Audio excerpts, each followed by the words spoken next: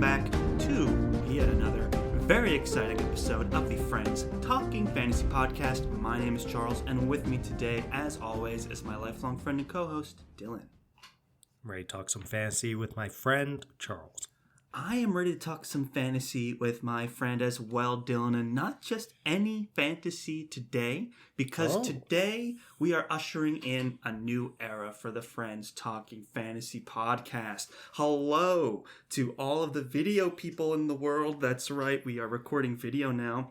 We'll see if this video makes it onto places like YouTube and Instagram and TikTok and all that stuff. We'll see it. But at least for now, thank you for listening on our wonderful podcast as well. And also, it's a new era because Friends Pitching Fantasy's back. We're ready to pitch some new books. Isn't that right, Dylan? Friends Pitching Fantasy is back and better than ever for some reason. For some reason, this is Nothing's going to change. It's just better now. It's just better.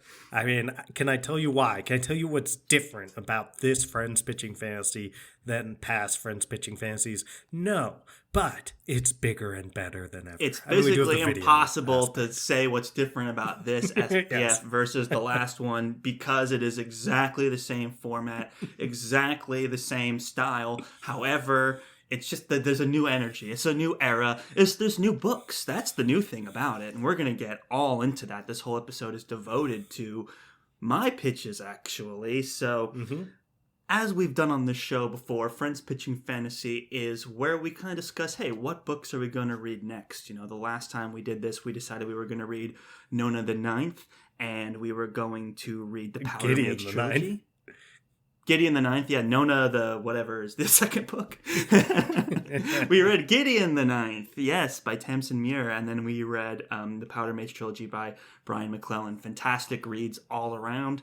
But now that they're done, it's like, what's next? You know, we got to pick something else. And of course, we always want to bring that conversation onto the show because it's fun to talk about books and come to a decision. And we're going to be looking to you guys for some guidance as well, right? Yes. It's fun to come to a decision, says Charles.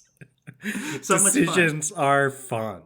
And that they are. We're here to make one eventually. I mean, we're going to have this episode likely releasing on a Monday. Then we'll have a Wednesday episode, which will be me pitching my 3 books to you, Charles, and then likely a Friday episode where after we've garnered feedback from those of you on social media, we will be deciding on a book. And perhaps for the first time, the people will be able to watch the previously audio-only coin flip that decides which of the series we're going to start with. So, I mean, that's a huge deal because we've been doing the virtual audio-only coin flip for 3 years, and we've only had the pleasure of seeing it ourselves, and now it can be captured on video for the world to see. So you're not going to want to miss that as our 3-part episode arc of Friends Pitching Fantasy, you know, so definitely check that out. But for now, Dylan, we got a lot of books to cover here. I've got 3 books to pitch to you. Think about them, and then in that final episode right before that coin toss, you're going to nominate one, and then we will be reading that book in the near future. So the 3 books that you have to choose from, you got a tough choice ahead of you. So we kind of already alluded to these, hopefully over on TikTok eventually. But this episode will probably come out TikTok. first. What is our handle on TikTok, by the way, Charles? Excellent question. I have no idea. Hopefully it's FTF Podcast or the FTF at Podcast? the FTF Podcast. The FTF Podcast. At the FTF Podcast. So, yes. And hey, guys, let's hit a like and smash that bell and all that stuff. I don't think there's a bell. Because we're on YouTube TikTok now, hopefully, too. Well, you know, just, if there is a bell ever, press it. Because it's got to be good, right? So, what if the bell is to report an account on TikTok? Maybe we deserved it then. I don't know. But let's get to the books, because that's why we're here, right? So the 3 books, I'll summarize them quickly. The Fires of Vengeance by Evan Winter, which is book 2 of The Burning. Continuing from when we read book 1 last year, The Rage of Dragons, which was a super popular indie darling, becoming, published bestseller, so all that good stuff. Then you have The Black Prism by Brent Weeks, book 1 of Lightbringer.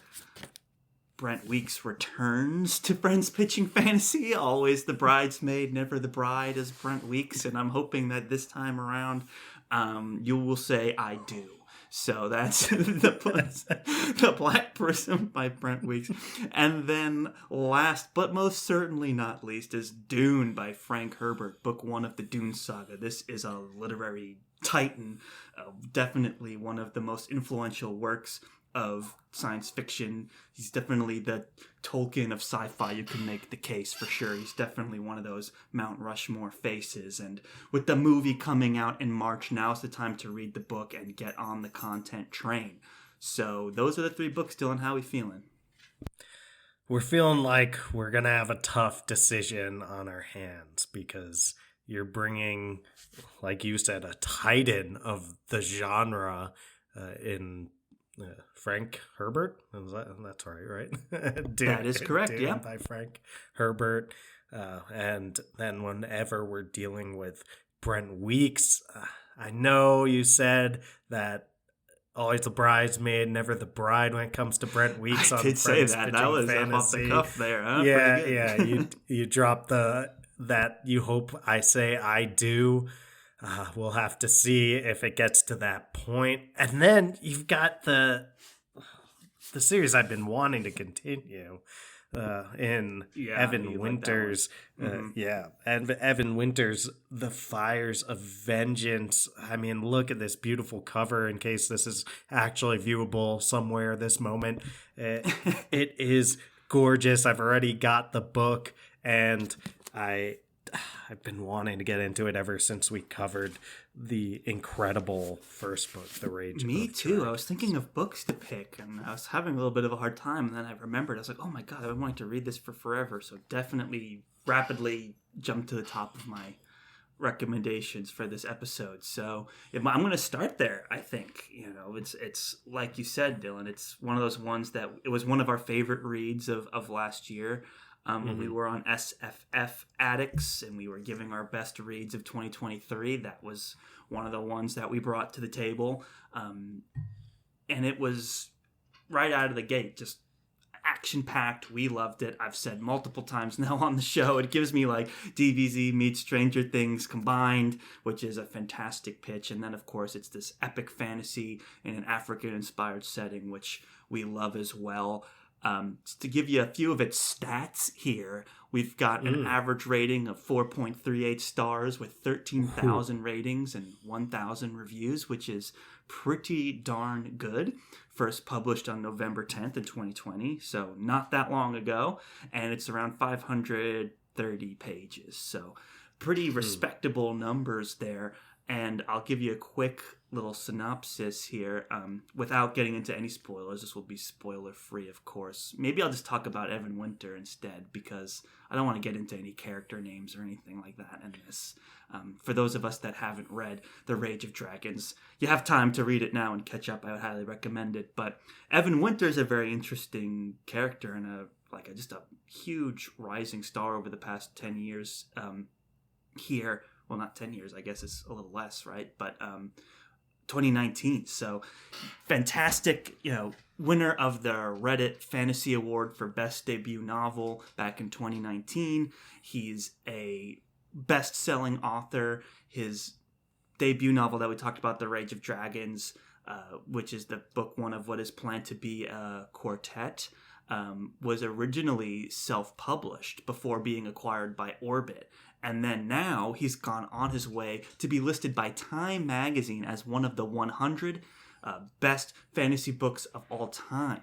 So this is shabby. Huge accolades. Time, not too shabby at all. And we saw why when we read The Rage of Dragons. It's all there. It's like fantastic, epic fantasy, great action set pieces, great military kind of strategy incorporated into it, and our main character is just so fascinating. The way he's able to train and get stronger and be the best warrior, and that constant drive that kind of almost strips away his humanity as he pursues it. It's really great thematic and character development. Reached a big head at the end of The Rage of Dragons, and I'm super curious to see where it continues in The Fires of Vengeance. Dylan, this was one that before you even read Rage of Dragons, you bought both Rage of Dragons and The Fires of Vengeance. Isn't that correct? That is correct, Your Honor. I rest my case because, I mean, come on. You had full intentions of reading this book before you even read the first page. And that goes to show you how powerful, Evan Winter as a force and how powerful this series has been. We've got a lot of peers that have given praise for this book specifically. William Gwynn, our friend over at the Brothers Gwynn, gave this 5 out of 5. He says it's a story that he loved in every way. And he says, I'm going to try and paraphrase this here. He says, whilst The Rage of Dragons is one of my favorite books of all time, I had forgotten some of the intrinsics of the ending, the roles of some characters, but Evan Winter subtly provides a summary throughout the first chapter and immersed me back into this world and had the plot up and running within 10 pages without leaving the reader in confusion. This brilliant crafting of pace would set a precedent for the rest of the book. He calls it a instant page-turning immersive read. And that's coming from William Gwynn over at Brothers Gwynn. So you can take that to heart. And I know that it's been several months since we've read Rage of Dragons. So you can put those concerns to rest now that we can just jump right into this book. Excellent. So already this is going well. Nils at Nils Reviews It said, in short, The Fires of Vengeance is an African-inspired fantasy where you'll become enraptured by the battle of lessers against nobles, dragon against dragon, demons against all these main characters. And without a doubt, Winter is an author who will never allow you to catch your breath. I paraphrased the character names. I didn't want to say any character names because who knows who lives and who dies. Don't want to spoil nothing.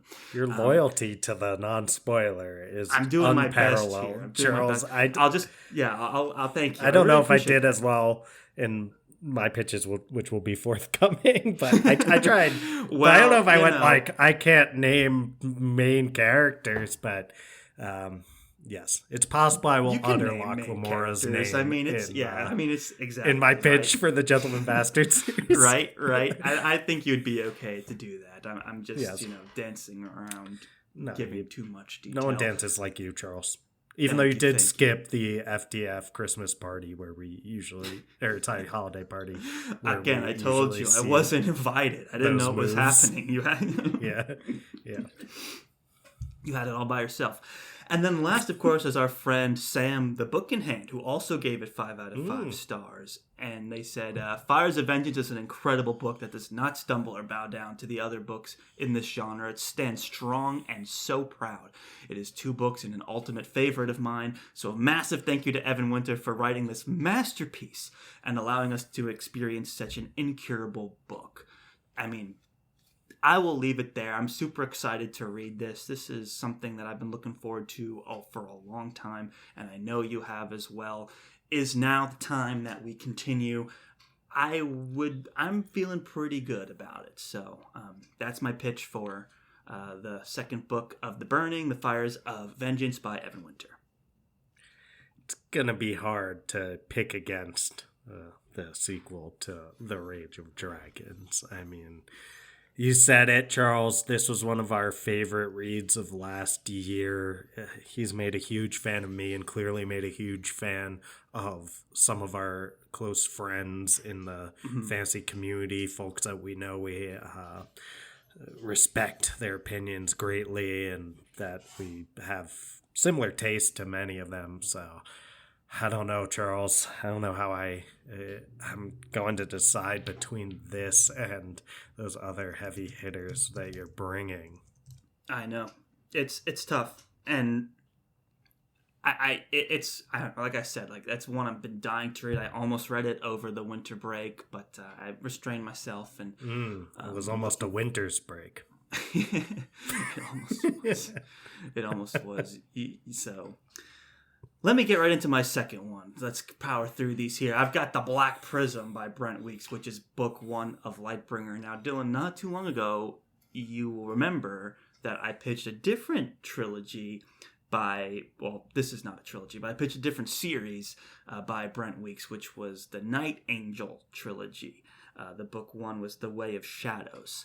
This time around, I'm pitching The Black Prism, which is book one of the Lightbringer series. Two separate stories, two separate settings, but Lightbringer is his later work, although he is revisiting the world of Night Angel in his recent releases. But this is his most recent completed series, and it's pretty much universally decided that Brent Weeks has, this is his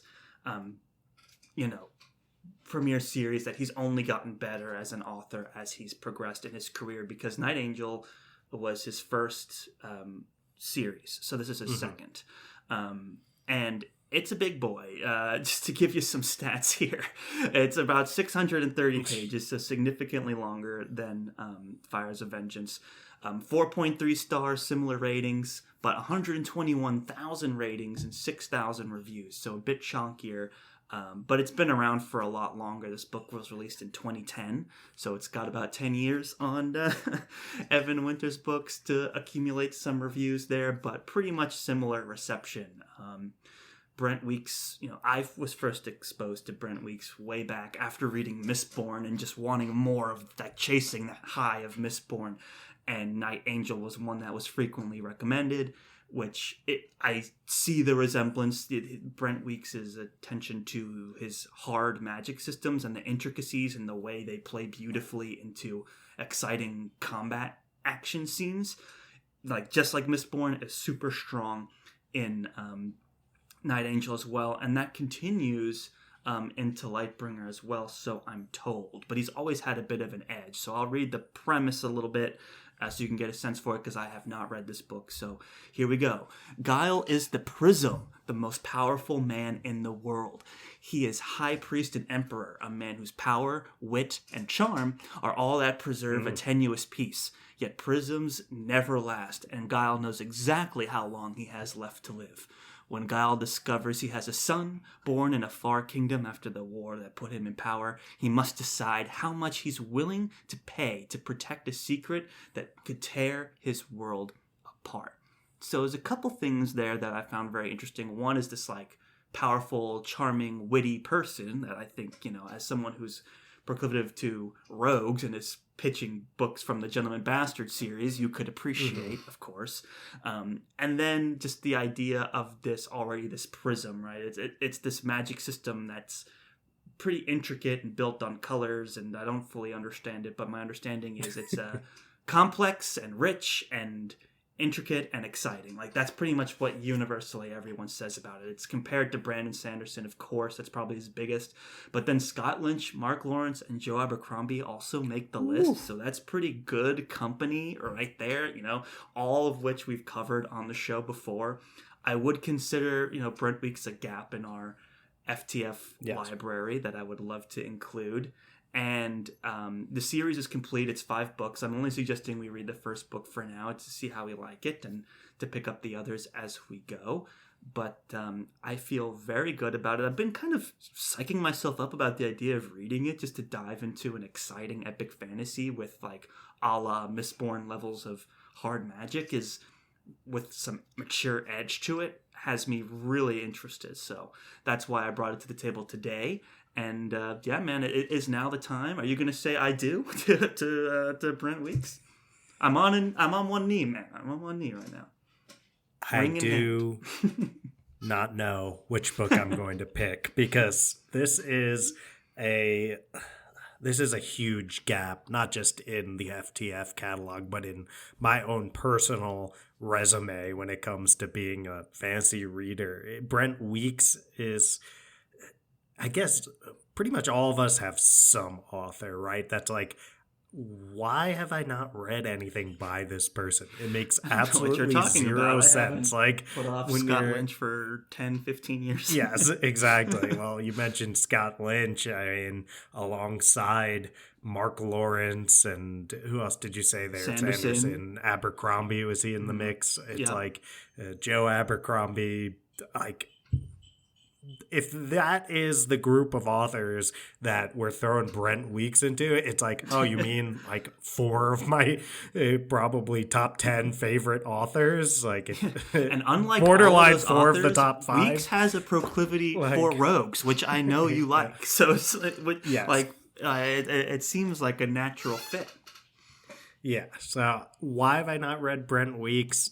I have no idea, but I really need to. So we're talking about Evan Winter, who wrote a book that I already have read and loved. Do we continue with that series?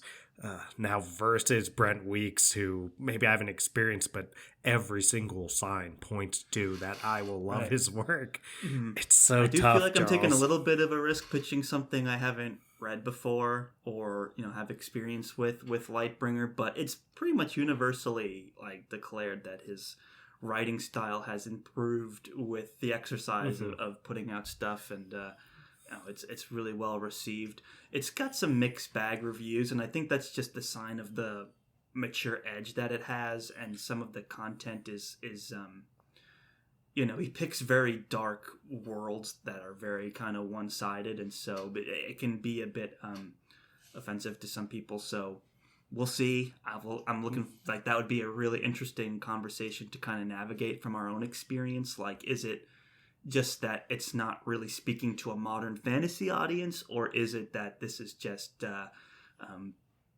like too intense for some people? That's where I'm curious to figure out where that criticism is coming from. But otherwise, I mean, it's always heavily premiered on the bookshelves in every bookstore. It takes prime real estate every single time. It's one of these modern classics. I feel like it would be well worth the exercise of covering on the show. Yeah, and it definitely feels like the kind of thing where someone new can stumble upon Friends Talking Fantasy and be scrolling through the feed looking for their favorite book, one of Brent Weeks' modern classics, and they're like, okay, Sanderson, Scott Lynch, like they're like they have to have covered something, right? And they just aren't finding it. I feel bad for those folks out there, and it does make me. I feel it's incumbent upon me to cover these at some point, but can I pick it over Fires of Vengeance? The thing and I forgot to Dune? mention, yeah, you gotta. Dune is coming, but one thing I forgot to mention about Evan Winter's Fire of Vengeance is unconfirmed. The only place I could find it was a small blurb on Goodreads, but it says Book 3, The Lord of Demons, has an expected publication date of March 21st, 2024, which, if true, is very soon. I doubt the validity of that. Anytime I see those, like how many times speaking of Gentleman Bastard, like normally by now we would have seen some more promo, some more conversation around it besides one. Yeah, blurb. you should have arcs available by long before that, and right. I think it's very unlikely that that's the case. And like I was saying, we've had the Thorn of Emberlane book 4 of Scott Lynch's Gentleman Bastard sequence. Like I feel like I've seen like 5 or 6 different release dates for that over the last 5 or 6 years. So. But one date that we can be very sure about, Dylan, is the movie Dune Part 2 will release in theaters in March 1st, 2024, which means that reading the book Dune by Frank Herbert, book 1 of the Dune saga, right now would be perfect timing. And you can take that timeline all the way to the bank. March 1st. It was originally going to be like a prime winter release, but all of the like writer strikes, actor strikes, SAG people strikes. You know what is a prime winter release? Fires of Vengeance. I was like, what? Evan Winter puns are on fire right now. Yes, just like the Fires of Vengeance, and Dune. Are you of glad I course. interrupted your pitch to do that? Thank you for doing that. That was really worth it. Not quite sure how to segue back, so I'm just going to bulldoze through and say that I'm pitching Dune by Frank Herbert, book 1 of the Dune saga. Nice. Very similar reviews. Here's its stats, 4.26 stars. However, Dylan, 1.3 million ratings, which is 10 times Lightbringer, and then 58,000 reviews. This was first published back in 1965 and is around 658 pages. So it's one of the OGs. And we've read a couple OG series in our FTF career, and it's always a really interesting kind of glimpse into the timeline of influences of modern fantasy that really is what inspires us. And I think that's some of the balancing that we're going to have here. I think there's going to be a really interesting kind of scholarly approach to this, and to kind of like go back in the timeline, reverse engineer all the influences that we've experienced just through like modern sci-fi and fantasy that can stem back from Dune. But also there's a really great story here. I have read Dune before. We've both seen Dune Part 1. I've seen the David Lynch Dune as well. And what's fascinating about Dune is it's a tentpole sci-fi, one of the most influential works of science fiction ever. Just like Tolkien has influenced fantasy, you could argue that Frank Herbert is certainly up there on Mount Rushmore, if not the Tolkien equivalent of modern fantasy, especially when you consider the kind of space opera spin of it. So I know like things like Star Wars, heavily influenced by Dune, but visually, conceptually, narratively, with the focus on themes and character development, while still having some really interesting sci-fi technology and action. So I think that's the thing that we're going to be most interested in. The fact that, yes, it's science fiction, which we do cover on the show many times, but it's definitely leaning towards space opera, which is, kind of closer to, it's more fantasy adjacent than like the straight up hard sci-fi stuff about like space travel and aliens and laser guns and all that stuff. So a lot of really interesting thematic elements to get into there. But I'll read the synopsis super quickly here, because everyone kind of is somewhat familiar with Dune, but it's set on this desert planet Arrakis. Dune is the story of a boy named Paul Atreides, heir to a noble family, tasked with ruling an inhospitable world where the only thing of value is the spice melange, a drug capable of extending life, the spice melange, and enhancing consciousness. Coveted across the known universe, melange is a prize worth killing for. That could easily be a fantasy synopsis right there. Come on, it checks all the boxes. When House Atreides is betrayed, the destruction of Paul's family will set the boy on a journey towards a destiny greater than he could ever have imagined, and as he evolves into the mysterious man known as the Muad'Dib, he will bring forth into fruition humankind's most ancient and unattainable dream. So big thematic elements there. Classic story, chosen one, all this stuff, epic journey, everything you know and love about the fantasy world. It's tied for the Hugo Award for Best Novel, and won the very first ever Nebula Award for Best Novel in 1966. And it's the first installment of the Dune Chronicles, which I think is like 8 books, but the first book is a contained story. I think that we can kind of read that and stick with it. The only reviewer that I kind of wanted to bring into this, who's like a fantasy person that publicly reviewed this, was Petrick, of course. He's reviewed every book ever existed. He might come up in my pitching fantasy as well. He gave Dune 3.5 out of 5. And to quickly summarize his very extensive, wonderful review, I'm going to boil down to one sentence of his, is overall, Dune was a truly a revolutionary book for its time that is filled with tons of imaginative and fantastic ideas. Although there were some parts that disappointed me, I still liked the book, and I finally understand why there is so much discussion and praises around this book. I recommend this to every sci-fi fan for its importance, and also it's good to know where most fantastic sci-fi you've read or you're reading now got its idea from. So that is the biggest praise for it. It's got mixes of soft and hard science fiction, and the way it's been described is the attention to ecology is hard, the anthropology and the magic, which they call psychic abilities, is soft. So it's kind of like this fun balance between the two, and of course lots of themes around religion, different cultures, psychology, which I know you love psychology.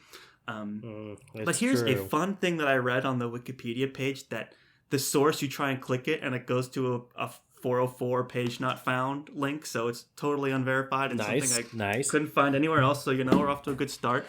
Here it is. Did you know that Tolkien refused, J.R.R. Tolkien himself refused to review Dune on the grounds that he disliked it, quote, with some intensity, and thus felt it would be unfair to Herbert, another working author, if he gave an honest review of the book, which, if true, you already put him on blast. Not that he needs it because he's such an acclaimed sci-fi author, but it's just funny that our boy Tolkien, which, if we got to pick a side in this fight. Oh, yeah. Well, I know which side I'm picking. You got to back your boy Tolkien, right? I mean, come on.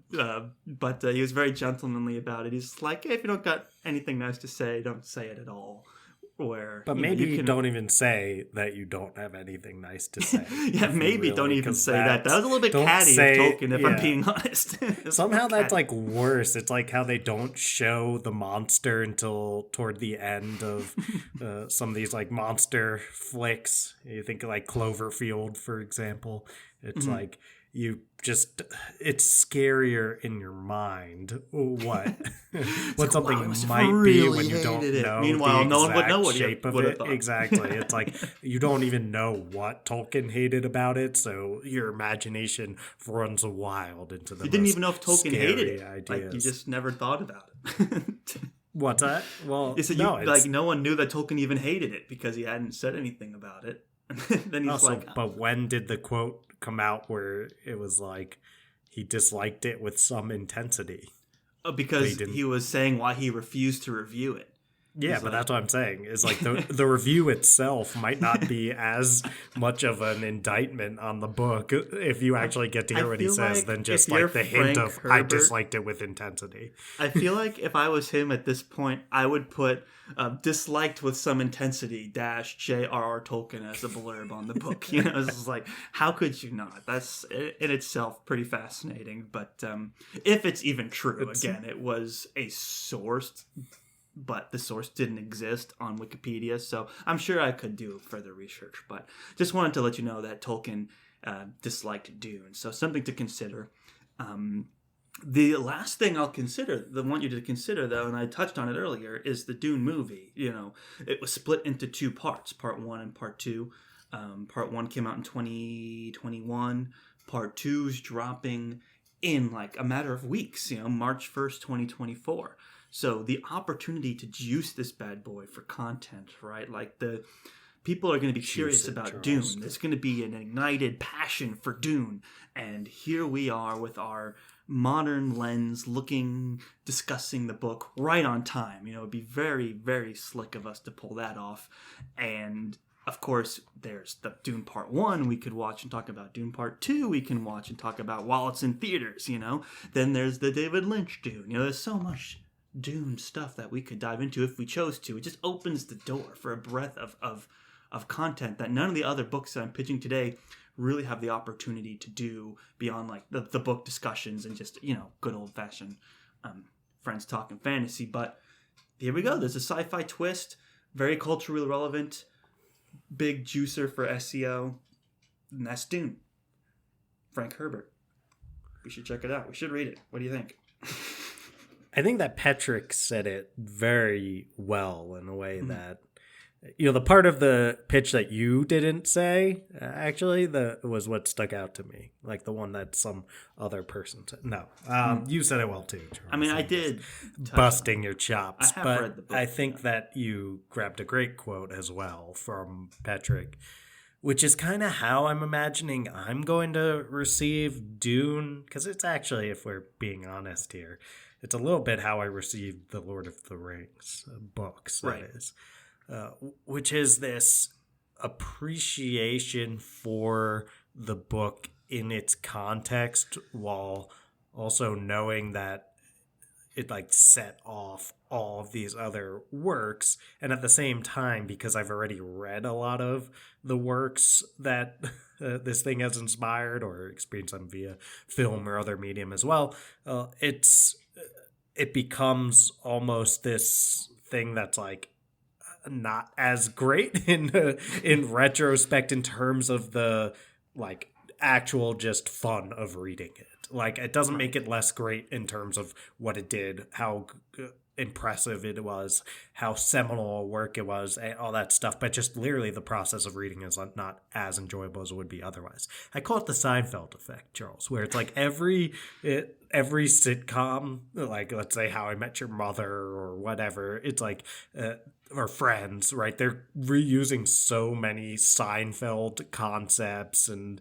then a lot of times, though, they're kind of trying to take it to the next step because they're trying to build on something that Seinfeld did. And then if you watch those kind of shows and then you go back and you watch Seinfeld, you're like, but How I Met Your Mother did it with this extra twist. And it's like, yeah, How I Met Your Mother took 95% Seinfeld and like added 5%, and they're like, we're funny. Which I do like How I Met Your Mother, but you get what I'm saying. I feel like I have to like say, then I when love you Seinfeld, still Seinfeld's great. Seinfeld's great, but there is like an extent to which when I'm watching Seinfeld, I'm not enjoying it as much as I would otherwise because the things are not as novel as they were when the show actually premiered. And I think I experienced that with like Lord of the Rings, where it's like, this is so fantastical, look at everything he's done. And it's like, dude, like the concept of elves themselves in the way that they're conceived in fantasy, like obviously the concept of elves long predates Tolkien, but the particular like kind of elf that's in the Legolas model, like that was created by Tolkien. And now we've seen that so much, we play Dungeons and Dragons, and there's characters that are Legolas wannabes, and you see them all over the genre. And it's like, I'm not amazed by the idea of an elf in the way that I would have been if I was reading in the 50s, For sure. And I think that Dune, Dune will have some of that. But I do love going back. Like, I'm really happy to have read Lord of the Rings. And I do love going back and seeing the context and viewing it with, like you said, the modern lens.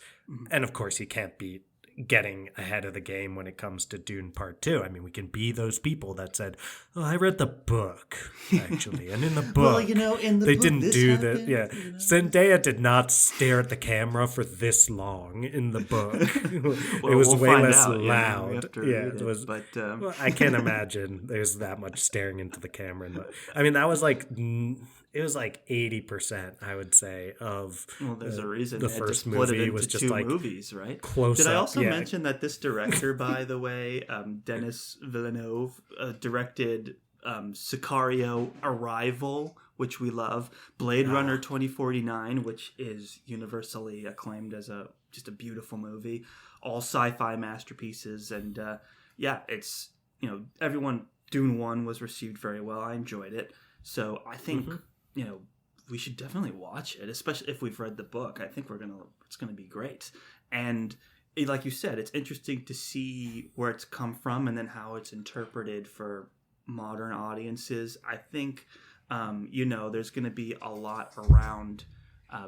It's still a very entertaining story, very creative story, and I know you'll be able to appreciate that in its context. it is from 1965, so the narration is not going to have that modern feel that we love. So that's the part that's going to weigh it down. It's not like reading Robin Hobb from the 90s where it's still dated, but it's like so progressive and beautiful that we can appreciate it both as a story and as a piece of history. This one will sit more on the piece of history side, but it's still a very, very entertaining story that we'll be able to enjoy as well. So that's my 3 pitches, Dylan. That's my part of Friends Pitching Fantasy. I guess all it's next to do is you got to wait and see what public reception is, right? Yeah, we'll send out a call on social media, at the very least on Twitter or X or whatever it is, at the FTF Podcast 1, and also on Instagram via our stories. We'll make polls on both of these social media platforms. Instagram is at the FTF Podcast. And keep an eye out. That should be going up within a day or so of this episode's release. And that'll help inform my decision. I won't necessarily just go with whatever popular opinion says. It's more of an electoral college kind of situation where I have all of the votes in the end, and the popular vote isn't as important, but it does help sway. Yeah, it does help sway where I go. And I think like last time I was very puzzled last time, and I pretty much just went with what the public said. So you have an impact over what I choose. If you want Dune very badly, get out there. Tell us. Vote. You Dune fans, if now's the time to rise up and make your voices heard, you know? Yeah. So. Or Fires of Vengeance. Or, of course, the Brent Weeks fans out there. You got to bring the energy. Fans, help me out. I've been fighting this fight for like 3 years to try and read this guy on the show. Probably the longest we've ever campaigned for an author that we haven't ultimately read at this point. Yeah, longer than Scott Lynch now. One. So it is. Well, Scott Lynch had like a decade of me wanting you to read him before we even start a podcast, but whatever. Hey, I read Night Angel Trilogy before you read Lies of Locke Lamora, so there's precedent here. But no, the campaigning was much stronger for Lies of Locke Lamora. That's fair, but still, Brent Weeks, man, come on, let's do it. But I think that's it for now. We'll put those. We have a couple days to decide. You know, we're going to do an episode of your pitches, which I'm very excited to hear, and then we'll make our final decision in our third and final part of Friends Pitching Fantasy. And I guess now, Dylan, all that's left to do is to get that sweet, sweet outro music pumping, right? Yeah, that's all there's left to do. Get that sweet, sweet outro music pumping, Charles. All right, here we go. Thank you, everyone, one and all, for listening to yet another very exciting episode of the Friends Talking Fantasy podcast. If you like what you heard today and you want to support the show, do that over on the socials. That's at the FTF Podcast on Instagram, YouTube, TikTok, right? This is the first time we're doing this, so I'm not as rehearsed. And then at the FTF Podcast on TikTok, yeah. And YouTube, right? And then it's at the FTF Podcast with the number 1 at the end on Twitter. So just Google us and find all that stuff. It'll be online somewhere. But Dylan, if they like what they heard today and they want to support the show even more and engaging with us and supporting us over on social media, what can they do? Toss 5 stars to our podcast, which you can do over on Spotify. Do that by clicking About at the top of the Friends Talking Fantasy podcast page, then clicking those stars right by that rating. It's a really annoying system, but I won't complain about it too much here. Then you can also rate and or review on Apple Podcasts, and that means you can write nice things about us, about me and Charles, just personally, that we seem like nice guys, and that you tossed us 5 stars just for that. You didn't even listen to the podcast.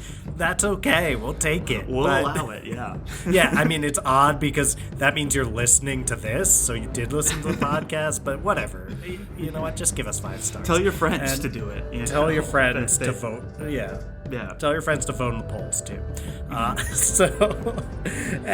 Yeah. Anyway, hey, we'd love for you to rate and review, but just listening is more than enough. Thank you so much for doing that. Well said, Dylan. Just listening, guys, is so awesome. Thank you all for doing that. We greatly appreciate it. Thank you, thank you, thank you. And as always, go forth and conquer, friends.